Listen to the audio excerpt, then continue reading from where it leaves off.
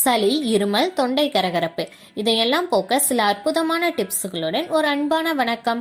குளிர்காலம் வந்தாலே சின்ன சின்ன குழந்தைகள்ல இருந்து பெரியவங்க வரைக்கும் எல்லாரையும் வாட்டி வதைக்கிறது சளிதான். நாம எத்தனை பாட்டில் மருந்து வாங்கி தந்தாலும் நம்ம காசு காலியாகுமே தவிர சளி குணமாகாது.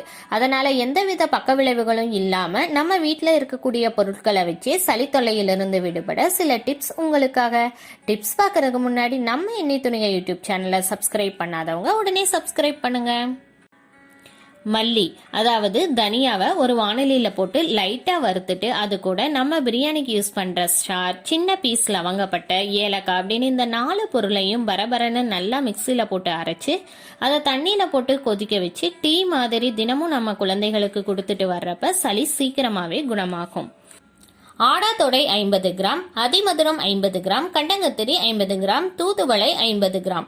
இந்த பொடிகளை நாட்டு மருந்து கடையில வாங்கி எல்லா பொடிகளையும் ஒன்னா போட்டு நல்லா கலக்கி இது கூட சுத்தமான தேன் கலந்து மிகவும் சின்ன சின்ன உருண்டைகளா செஞ்சு குழந்தைகளுக்கு தந்துட்டு வர்றப்ப சளி சீக்கிரமா குணமாகும். இது உடல் வலி, உடல் சோர்வு, சளி, இருமல், தலைவலி, தூக்கமின்மை இந்த பிரச்சனைகளை எல்லாம் சரி செய்யும்.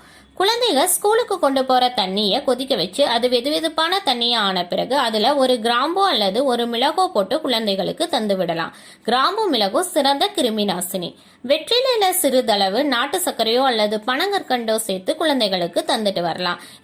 பெரியவங்க வெற்றிலை கூட 3 மிளகு வீதம் ஒரு நாளைக்கு 2 அல்லது 3 முறை எடுத்துட்டு வர்றப்ப வறட்டு இருமல், சளி, தொண்டை கரகரப்பு இவையெல்லாம் சரியாகும். கற்பூரவள்ளி 2 இலை, வெற்றிலை 1, துளசி 2-3 இலை, முழு மிளகு 2, தூதுவளை 2-3 இலை. இது எல்லாத்தையும் 1/2 லிட்டர் தண்ணியில போட்டு நல்லா கொதிக்க வச்சு அது பாதியா ஆன பிறகு அந்த தண்ணியில நாட்டு சர்க்கரையோ அல்லது பனங்கற்கண்டோ சேர்த்து ஒரு நாளைக்கு 2 வேளை வீதம் குழந்தைகளுக்கு தந்துட்டு வர்றப்ப மார்பு சளி சீக்கிரமாவே குணமாயிரும். நம்ம குழந்தைகளுக்கு செஞ்சு தர்ற வெரைட்டி ரைஸ்ல மிளகாயோ அல்லது மிளகாய் பொடியோ பயன்படுத்துறதுக்கு பதிலா சுக்கு பொடி போட்டு பயன்படுத்தலாம். இது போல நம்ம செய்யற பொரியலுக்கும் மிளகாய் பொடியோ அல்லது மிளகாயோ பயன்படுத்துறதுக்கு பதிலா மிளகு பொடி போட்டு பயன்படுத்தலாம். குழந்தைகளுக்கு கொடுக்கற மாதுளம்பழத்து கூட கொஞ்சம் மிளகு பொடி, உப்பு சேர்த்து தரப்ப வறட்டு இருமல் சீக்கிரமாவே குணமாகும்.